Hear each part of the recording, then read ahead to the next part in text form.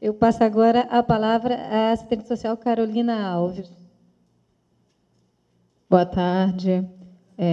Primeiramente, gostaria de saudar a mesa, saudar o evento, agradecer o convite do CRES e falar que esse tema é um tema muito feliz, escolhido pelo CRES, em especial pelo momento político que nós temos vivido, de ascenso aí das mobilizações, de retomada das mobilizações, mas em um sentido um pouco diferente, né? Em um sentido em que há um questionamento e um rechaço, inclusive, da política, né? Entendendo a política enquanto a pequena política, a política parlamentar, mesquinha, né? Que, de fato, nós vivemos, nós vivenciamos, é histórica no nosso país, mas que acaba sendo fortalecendo um discurso conservador, né? Porque entende a política só nesse sentido. Mas, se, por um lado, ele fortalece o discurso conservador, ele acaba questionando também exatamente isso que a Hilda acabou de colocar, né? A institucionalização das lutas, né? O processo de institucionalização da participação da população na coisa pública, compreendendo aí que não basta só participar desses espaços institucionais, votar de 2 em 2 anos, né? Mas que é necessário uma outra articulação, uma outra forma de fazer política, né? Aí a forma de se fazer política a gente ainda vai. Eu tenho a minha noção enquanto militante, já me apresento, mas que isso vai se dar na luta de classes, no processo aí de correlação de forças, a gente vai ver mais adiante. Então, feitas essas considerações iniciais, bom, a Juliana e eu fizemos essa apresentação, com muito carinho, aqui para trazer para vocês. Eu queria perguntar se tem alguém da saúde. Pouca gente, mas já estão representando aí. Mas acho que as nossas colocações a respeito do controle social, elas vão para além das questões setoriais, né? Elas nos traz aí algumas reflexões no âmbito da participação social e da participação do serviço social enquanto profissional nesse processo, de uma forma geral, na medida em que o serviço social tem sido requisitado aí nos últimos tempos para atuar na gestão, no processo aí tem sido requisitado também para atuar na capacitação de conselheiros, né? Enfim, na execução, além da execução aí, no planejamento das políticas públicas. Então, a necessidade da gente fazer esse debate. A Hilda falou um pouquinho da conjuntura nacional, do processo aí da Constituição de 88, né? Em que se insere aí a noção de controle social dentro desse processo de redemocratização da sociedade brasileira. E eu vou colocar um pouquinho, acho importante colocar muito rapidamente o contexto mundial, né? O contexto mundial em que se insere aí esse momento de efetivação, na verdade, do controle social no Brasil, porque, na verdade, ele foi pensado na Constituição de 88, no processo de redemocratização, e ele é colocado em prática na década de 90. Na década de 90, em um contexto em que, no Brasil, se coloca aí de forma mais preponderante, né, se coloca de fato a política, né, a perspectiva neoliberal, né? E aí essa perspectiva ela está atrelada a um processo de mundialização do capital, né, e de um novo estágio de acumulação capitalista com base na financiarização da economia. E aí esse processo de mundialização do capital e de financiarização da economia, esse processo ele traz algumas consequências para a classe trabalhadora, né?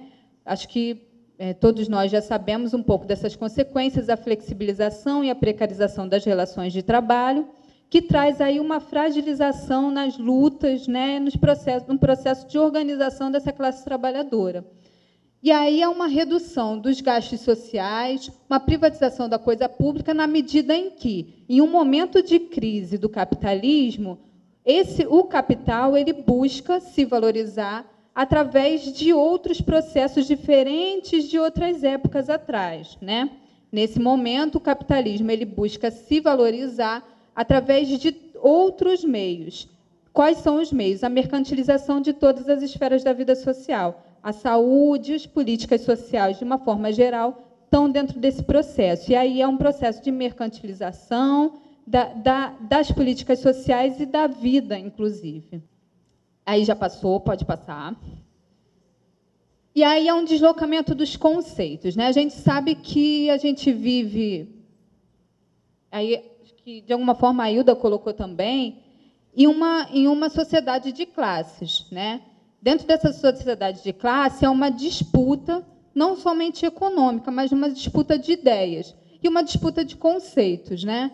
E aí é um deslocamento da noção de conceito de sociedade civil reduzida ao terceiro setor, como se a sociedade civil fosse homogênea e livre de conflitos, o que não é na sociedade civil. A gente também capta um pouco disso, né? A sociedade civil não é só composta pelos interesses da classe trabalhadora, né? Os interesses da burguesia também estão lá, né? Então temos que entender a sociedade civil não enquanto homogênea ou livre de embates ou ou só ligada ao terceiro setor, como se coloca aí no discurso conservador, né? Mas a sociedade civil enquanto um espaço de embate. A gestão da coisa pública passa a ser vista como uma responsabilidade da sociedade, né? A participação social vira participação cidadã, solidária, o voluntariado, né? A cidadania retorna a um conceito liberal, onde o cidadão vira o cidadão pobre ou cidadão consumidor. Aqueles que podem consumir pagam pelos serviços, né, de saúde, enfim, de educação, e aqueles que não podem consumir acessam a política de assistência social, por exemplo, que é a política, como a Hilda colocou muito bem, prioritária hoje do governo. Pode passar. E aí há um tipo de... Há uma correlação de forças também no que diz respeito à noção de democracia, né? A democracia representativa é uma vitória dos trabalhadores, né, no momento de redemocratização da sociedade. Mas ela tem limites, né? Somente a democracia representativa, conforme a Hilda colocou, e eu coloquei na minha fala inicialmente, ela não dá conta de uma ação que seja consequente de fato, né? Ela precisa estar articulada com a democracia, com a noção de democracia de massas, com a democracia participativa. Ela tem que estar articulada com os movimentos sociais, né? Com os movimentos da classe trabalhadora. Pode passar? Pode passar, eu acho que não vou falar disso, não. Pode passar, não vai demorar muito. Noção de participação. Participação liberal. Na noção liberal, propõe a constituição de uma ordem social que garanta a liberdade individual, né? Uma noção aí de democracia burguesa. Concepção autoritária, voltada para a integração e o controle social da sociedade e da política, e acontece geralmente em regimes políticos autoritários. E a revolucionária, que tem como princípio a soberania popular, que dispõe a organização para lutar contra as formas de dominação e divisão do poder político. É exatamente ligada àquela noção de democracia que eu já havia colocado. Pode passar, acho que a gente já colocou um pouco disso. Só voltando um pouquinho, na medida em que a gente tem um histórico aí, também já foi colocado, que a Hilda colocou muita coisa, né? Aí ajudou bastante a elucidar algumas questões. Na medida em que a gente tem um processo histórico, né, no Brasil, de um autoritarismo muito forte, né, de um clientelismo, né, da noção da coisa pública muito ligada ao clientelismo, à lógica do favor, à individualização das questões, né, A gente vê aí um processo muito autoritário, continuamente autoritário, né? Dentro da nossa história de participação, né? E hoje isso não se dá de uma forma diferente, né?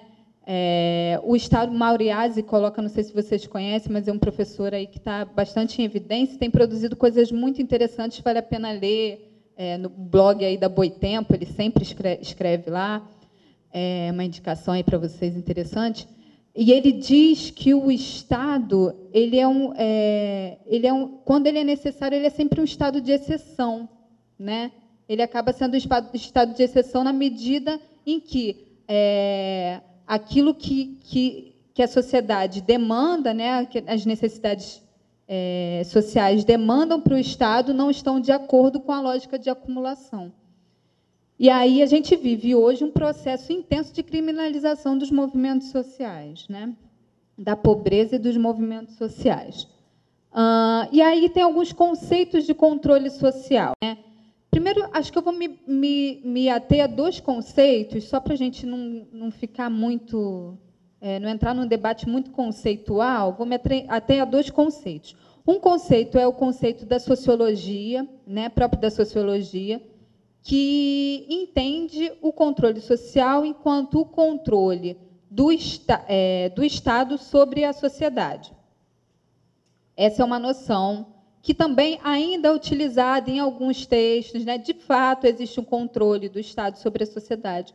Mas a noção de controle social que a gente está trabalhando aqui é a noção que se coloca na Constituição de 88, né? É a noção de controle, a noção de controle da sociedade com relação ao Estado, às ações do Estado. Pode passar? E aí existem instituições de apoio ao controle social. Eu acho que é necessário pontuar aqui qual é a nossa noção aqui de controle social, para além dessa noção que é colocada na Constituição de 88. Existe a participação popular institucionalizada, que é a participação que está só ligada à participação nos conselhos e nas conferências, né? Única e exclusivamente ligada a essa participação institucional lá que já está colocada. E existe a noção de controle social, que ela é muito mais ampla, né? A noção de controle social mais ampla, ela diz respeito a uma participação da sociedade com relação à coisa pública em vários âmbitos, né? Com esses aqui que eu vou dizer, e esses âmbitos, esses espaços são esses aqui que eu vou dizer, né? Tem os legais institucionais, que são os conselhos e conferências, mas existe também o Ministério Público Estadual Federal, a Controladoria Geral da União, Comissão de Saúde da Assembleia Legislativa e Câmara dos Vereadores, isso no caso da saúde, tá? Mas existem outras comissões, Comissão de Finanças, enfim, que é possível se articular, na medida em que haja uma representação parlamentar nesses espaços que esteja afim aí com as necessidades sociais, o Tribunal de Contas do Estado da União, os conselhos de profissionais, ouvidorias, disque-denúncias, mecanismos informais, como os fóruns, frentes, estratégias de lutas, e existem outras estratégias de lutas para os conselhos, né, que são os meios de comunicação, abaixo-assinados, atos públicos, passeatas. Não necessariamente todos esses espaços aqui vão estar afim aí com as necessidades dos trabalhadores, com as necessidades sociais. É necessário estar percebendo aí a correlação de forças e a forma como atuar nesses processos. Às vezes, o Ministério Público não está tão aberto às questões, então é importante atentar aí para a correlação de forças. Pode passar. Aí são características dos conselhos, né? Os conselhos são espaços de disputa e de tensão, dessa forma a participação não está definida a priori, né? A nossa noção também, com relação aos conselhos, né, especificamente, é a de que espaço vazio é espaço ocupado, né? E espaço ocupado, se o espaço não está sendo ocupado por nós, ele está sendo ocupado por alguém, não é verdade? é lógico que existem conselhos que é impossível de você ocupar. É melhor você não ocupar, porque é perder tempo. Mas aqueles conselhos em que haja uma noção aí de que existe uma possibilidade de disputa, é importante participar, né? Os conselhos são uma vitória nossa e é importante a gente ocupar aqueles em que a gente vê um espaço de participação efetiva, né? Então, tendo essa noção aí que são espaços contraditórios e não definidos a priori, eles podem influenciar no partilhamento do poder e na democratização das decisões, ou alimentar vícios populistas e clientelistas. Pode passar. Pode passar. E aí tem algumas questões a serem enfrentadas pelos conselhos, né? A primeira questão é que o poder público não tem respeitado as deliberações dos conselhos e das conferências. Por exemplo, o Conselho Nacional de Saúde, a gente estava conversando hoje, né? Ele se colocou contrário às privatizações, se colocou contrário às organizações sociais e a EBSER, a Empresa Brasileira de Serviços Hospitalares, que é também uma forma de privatização dos hospitais universitários, isso no caso da saúde. E logo depois que o Conselho se colocou contrário a essas questões, esses mecanismos aí de novos modelos de gestão foram implementados. A 14ª Conferência Nacional de Saúde foi contrária à Empresa Brasileira de Serviços Hospitalares, se colocou contra todas as formas de privatização. No entanto, a EBSER está tendo vários concursos aí da Empresa Brasileira de Serviços Hospitalares, né?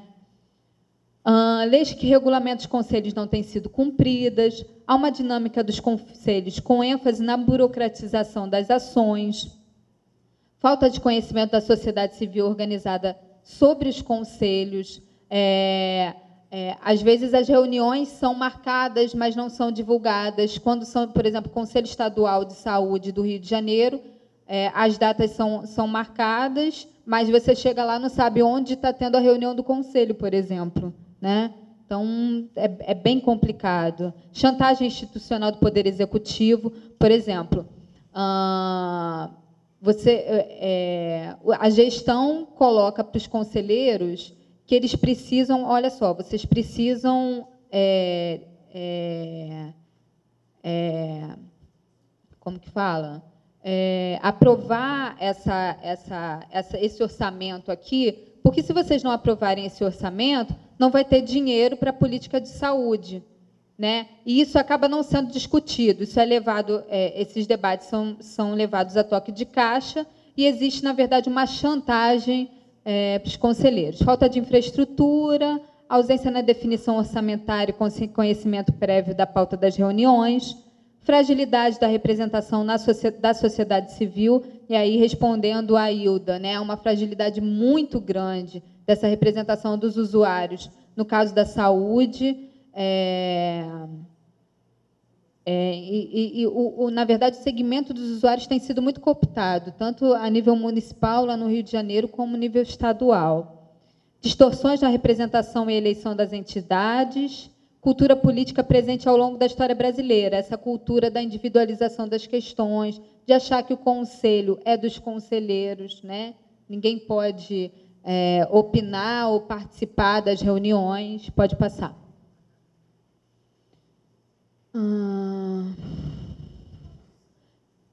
E aí há duas noções aí. Por um lado, uma supervalorização desses espaços e um ceticismo, né, uma subvalorização. E aí a necessidade de entender esses mecanismos no seu concreto, né, e analisar se há, de fato, a possibilidade de uma atuação efetiva nesses espaços. E aí algumas iniciativas significativas, né? Então, a gente falou muito aqui que não podemos limitar a atuação da relação entre Estado e sociedade civil a esses espaços institucionalizados, né? Ele tem certos limites. Então, como ultrapassar esses limites? Fazendo articulação com movimentos sociais e fóruns. E aí existe a criação de fóruns, né, no caso da saúde, diversos fóruns municipais e fóruns estaduais pelo Brasil inteiro, a criação da Frente Nacional contra a Privatização da Saúde, há um revigoramento de alguns movimentos sociais e entidades e a criação de conselhos locais. Pode passar. Pode passar, já falei. E aí, a gente já colocou aqui que a noção de conselhos colocada na Constituição de 88, né, e na lei que regulamenta aí os conselhos, é que eles são espaços paritários representativos, né? Mas, nos últimos tempos, a gente tem visto aí o surgimento de novas formas, outros tipos de conselhos que não são deliberativos e que criam uma ilusão de participação, né? Quais são esses conselhos? No Rio de Janeiro, por exemplo, o Conselho Curador, Conselho Fiscal, a Diretoria Executiva, o Conselho Consultivo Social. E aí, esses conselhos eles são criados nesses novos modelos de gestão, como as fundações estatais de direito privado, as organizações sociais, a própria EBSER, né, a Empresa Brasileira de Serviços Hospitalares, que criam uma falsa noção de participação, né, na medida em que eles não são deliberativos. E pode passar? Uma ênfase nas ouvidorias, ou seja, a individualização das questões. E aí, algumas questões básicas para a nossa reflexão. Como os interesses são representados nesses espaços? De quem são os interesses representados? Qual é a justificativa para representar tais interesses? Pode passar. E aí, algumas propostas para o fortalecimento dos conselhos, né? A articulação entre os diferentes sujeitos que atuam nos conselhos através da criação de fóruns de políticas sociais, como eu coloquei aqui o Fórum de Saúde, a articulação de diversos conselhos de política de direitos, na medida em que todos os conselhos, inclusive, deve existir uma articulação entre os conselhos de diversos setores, como saúde, educação, mas, além disso, também deve existir uma articulação entre os conselhos locais, né, os conselhos distritais, os conselhos municipais, os conselhos estaduais, né, o Conselho Nacional, que isso não existe, né? A gente tem visto, através de pesquisas, que essa articulação ela não tem se dado. O retorno constante, permanente dos conselheiros às suas bases, né? Estabelecimento de canais de interlocução dos conselhos com a sociedade, através de boletins informativos, jornais, construção de planos regionais e o cumprimento das deliberações das conferências, né? Que isso não é, a gente pode influenciar nisso, mas o Estado acaba não cumprindo essas deliberações. Pode passar. Outras proposições: a criação ou consolidação dos fóruns e conselhos nas diversas regiões, criação de conselhos gestores de unidades, né? São processos aí, são instâncias de fortalecimento da participação dos usuários, constituição de assessoria aos conselhos, né? Onde o serviço social ele tem sido requisitado a participar desses espaços de consultoria, dos cursos de capacitação, estabelecimento de um código de ética para os conselheiros e a luta pela revogação da instituição do Conselho Nacional de Seguridade Social. Pode passar. Outras proposições: luta pela primazia do Estado na condição e financiamento das políticas públicas, luta pela superação da focalização, pela alteração das políticas de contrarreformas, né, propostas aí pelo neoliberalismo, divulgação e democratização das informações das políticas que compõem a Seguridade Social, articulação de um fórum unificado de Seguridade Social com a participação dos conselhos de saúde e assistência social, conforme eu tinha colocado essa necessidade de articulação dos conselhos com outras instâncias, a revogação da instituição do Conselho Nacional de Seguridade e a criação de meios eficazes de articular a sociedade civil e as suas diversas entidades. E aí eu vou falar um pouquinho dos fóruns de saúde, né, na verdade, do Fórum de Saúde do Rio de Janeiro e da Frente Nacional contra a Privatização da Saúde. Pode passar? A Frente Nacional, ela é uma entidade nacional, obviamente, né, contra a privatização da saúde, que retoma uma noção da reforma sanitária posta na década de 80, tendo a saúde aí não só como ausência de doenças, mas que esteja ligada à estrutura da sociedade, às condições de vida e de trabalho da população, né, tenta retomar, reivindica essa noção da reforma sanitária. É contrária a todos os modelos de privatização, OS, OCIPs, fundações e EBSER, pode passar. É composta por diversas entidades, movimentos sociais, partidos políticos, sindicatos, centrais sindicais, pode passar. Esses são os diversos fóruns de saúde que foram criados, né, são 19 hoje em dia. Nós temos 19 fóruns estaduais, um distrital e 14 fóruns municipais, o que a gente vê que é uma vitória muito grande, né, nesse processo aí de articulação das lutas. Pode passar. E aí existem várias estratégias de lutas, no campo jurídico, no campo da sociedade, no âmbito do parlamento.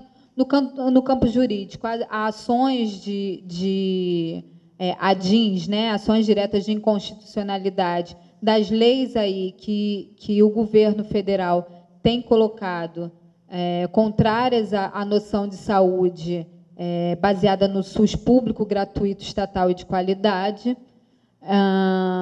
No âmbito do parlamento, manifestações nas câmaras, assembleias, articulação com os parlamentares que estão aí a favor de um SUS constitucional. No conjunto da sociedade, no debate sobre a privatização junto aos trabalhadores e usuários do SUS, pode passar. Nos meios de comunicação, com a produção de materiais, boletins. No espaço acadêmico, né, incentiva pesquisas e trabalhos acadêmicos. No controle do controle social, ou seja, na pressão aí da participação dos conselhos. E na luta das ruas, com atos, caminhadas. Pode passar. Pode passar, já falei. Aqui é o Fórum de Saúde do Rio de Janeiro. Ele foi criado em 2005, né, num momento de crise da saúde no estado do Rio de Janeiro, né. Em 2007, houve aí a proposta da Fundação Estatal de Direito Privado no estado, e aí o Fórum de Saúde se articulou contra esse processo aí de privatização, né, junto com os servidores estaduais. E aí ele virou um movimento unificado de servidores estaduais, servidores públicos estaduais. Entendendo que o processo de luta pela saúde ele vai além da questão da privatização, e a privatização da saúde se dava em outros âmbitos, para além do âmbito do Estado, o fórum voltou a se articular enquanto Fórum de Saúde do Rio de Janeiro, que é um fórum estadual, né? Isso em 2009. E aí teve como produto aí nesse momento de crise do Estado, teve a gestão, houve os seminários de gestão participativa, onde como produto foram elaborados cadernos em todas as regiões do Estado, como forma de repasse aí desses debates que foram feitos nesses espaços para a sociedade. Pode passar. Aqui são algumas fotos, né, dos seminários de gestão participativa, aí você pode ir passando as fotos. Pode passar, que isso aí eu já falei. Isso aqui é no ato em defesa contra as fundações estatais. Pode passar. Pode passar, já falei. Pode passar. Esse participante pode passar. Pode passar, que eu quero chegar no serviço social. Pode passar. Vai passando as fotos. Pode passar. Aqui é na Cúpula dos Povos, Aldeia Maracanã. O Chesney estava na Cúpula dos Povos, a gente achou ele. Pode passar. Ato unificado do Dia Mundial da Saúde. Todo ano a gente faz um ato do Dia Mundial da Saúde. Pode passar. Pode passar. Carnaval. Participação aí no ato contra a Rio Saúde, que é outra forma de privatização. Pode passar. Contra a IBSER. Pode passar, já falei.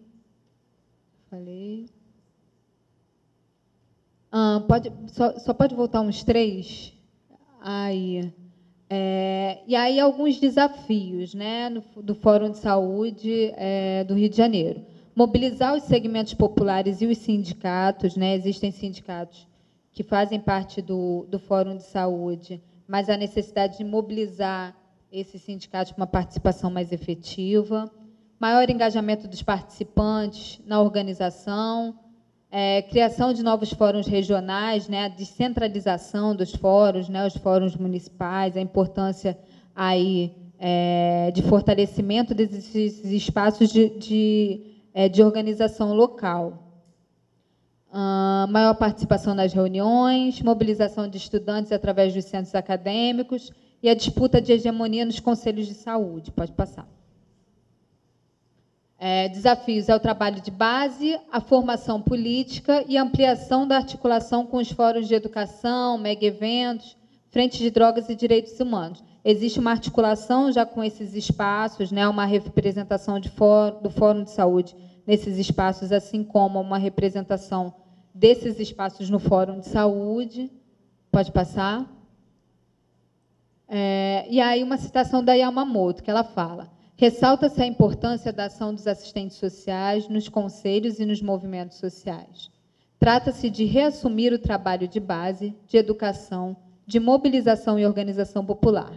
É necessária uma releitura crítica da tradição profissional do serviço social, reapropriando-se das conquistas e habilitações perdidas no tempo e, ao mesmo tempo, superando-as de modo a adequar a condução do trabalho profissional aos novos desafios do presente.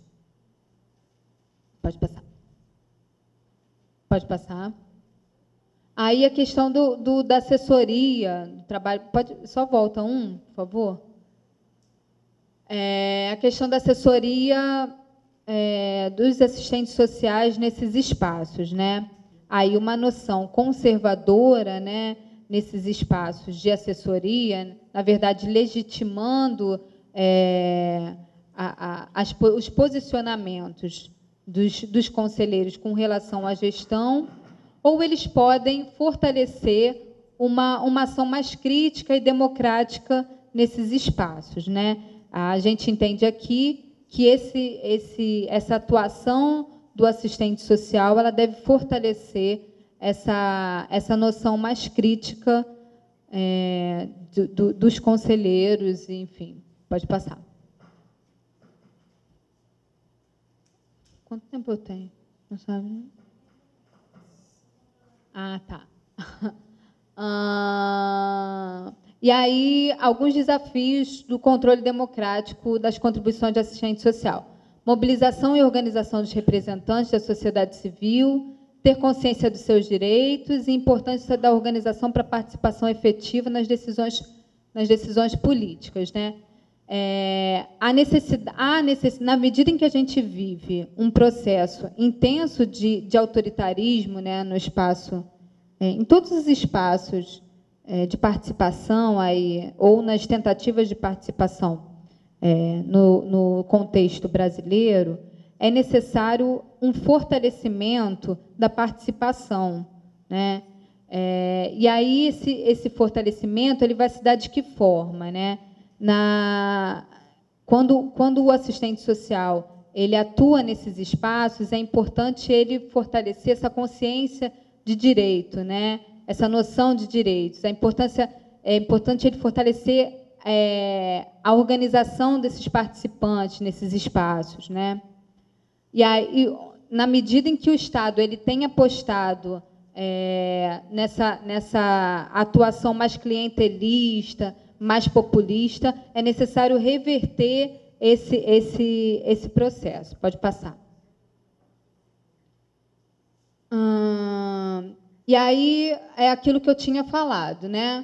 Ou o assistente social ele pode atuar enquanto apoio técnico ou técnico administrativo apenas nesses espaços, né, como suporte legal aos conselhos, ou ele pode ter ações técnico-políticas, né, de democratização da informação, realização de pesquisas e ação socioeducativa. E aí afirma-se, né, a Bravo afirma que a assessoria não deve ser pontual, mas está articulada com diversas ações. Pode passar.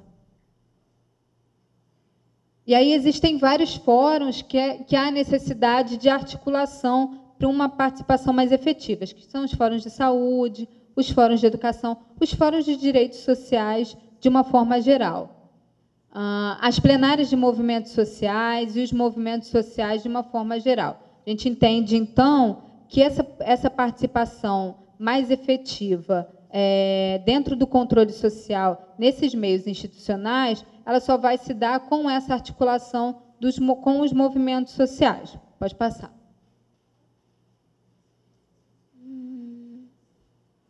E aí, aqui fala um pouco da experiência dos assistentes sociais na assessoria a movimentos sociais e fóruns, né? Hoje, o Projeto pela Saúde ele assessora o Fórum de Saúde do Rio de Janeiro, né?